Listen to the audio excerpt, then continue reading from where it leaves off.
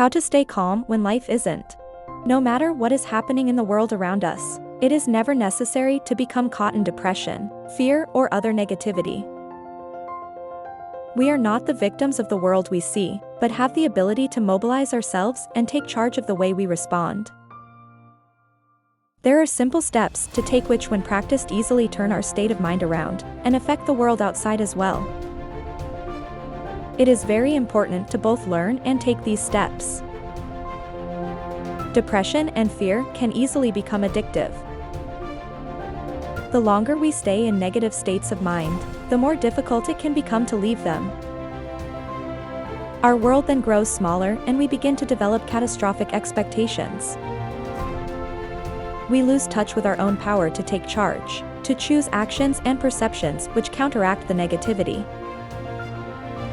However, it is the right and responsibility of every mature adult to steer their lives in the direction of their own choosing. The tools offered both in this article and program make it easy to do. They all result in a process of centering. The more we practice these steps, the stronger we grow, and the more we can see negativity for what it is, something that has no power other than that which we give it. Centering. This practice of centering is universal. Many forms of exercise, martial arts, and meditation are ways of achieving centering and balance. They are ways of tapping into the fundamental strength and courage all individuals are endowed with. In Zen they say, "Open the treasure house within." This reminds us that we are endowed with gifts which are far greater than we currently realize or employ. In this article, some centering practices will be offered. While these are simple, they are very powerful. When they are taken on and practiced daily, an individual calms down and changes will soon be seen. Attention. We are what we think about. Morita, a Japanese psychiatrist, the founder of Morita Therapy, states that all neurosis comes from frozen attention that has gotten stuck and fixed upon recurring negative thoughts. The more we give attention to that which is destructive, the more strength it has to rule our lives. This can be counteracted rather easily. Take back your attention. Do not let it be absorbed by all that is presented to it.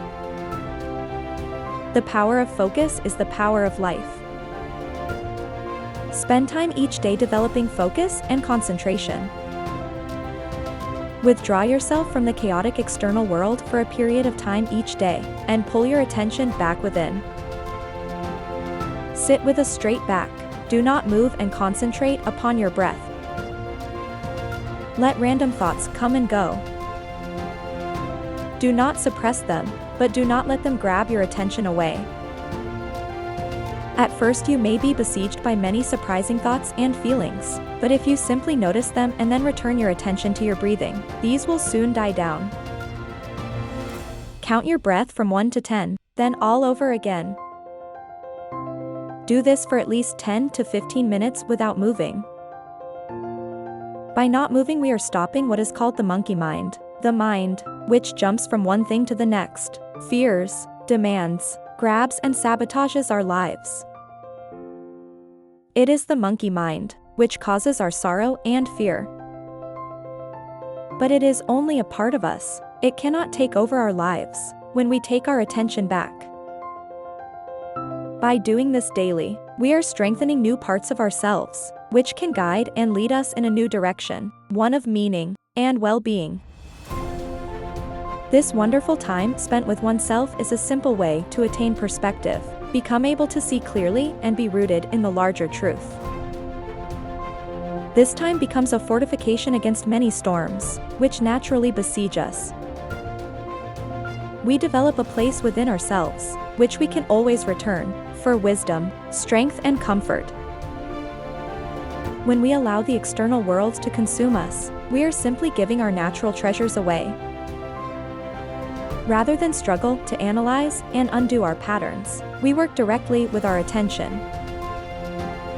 The question before us always is, what am I focusing on at this moment?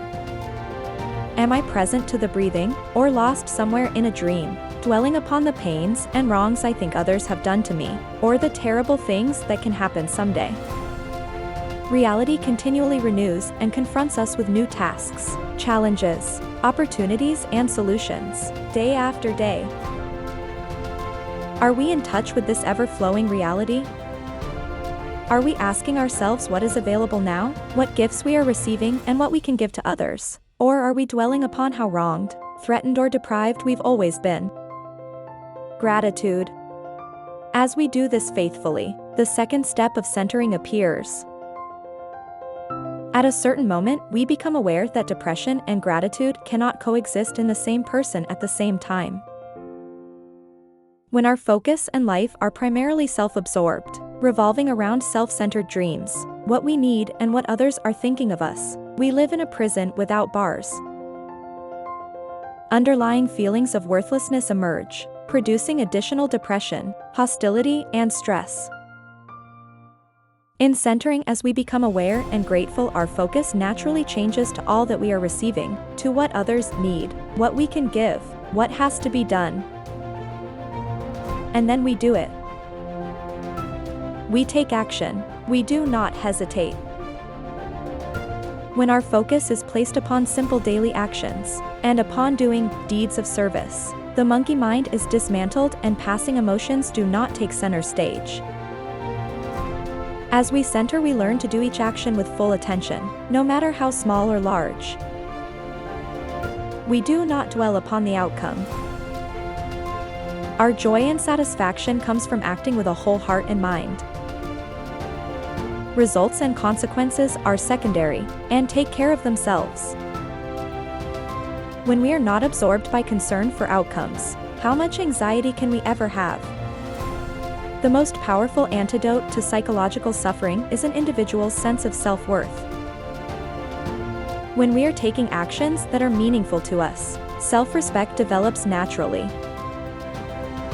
When our behavior arises out of a grateful mind, each individual inevitably finds a personal alignment between their daily actions and highest values. As they become more and more occupied with that which is valuable and life-giving, their resourcefulness increases, as does their sense of worth. They can then handle any difficult situation and give what is needed to all. Living in this manner, life feels like a gift they are constantly receiving, and they become a gift to life as well.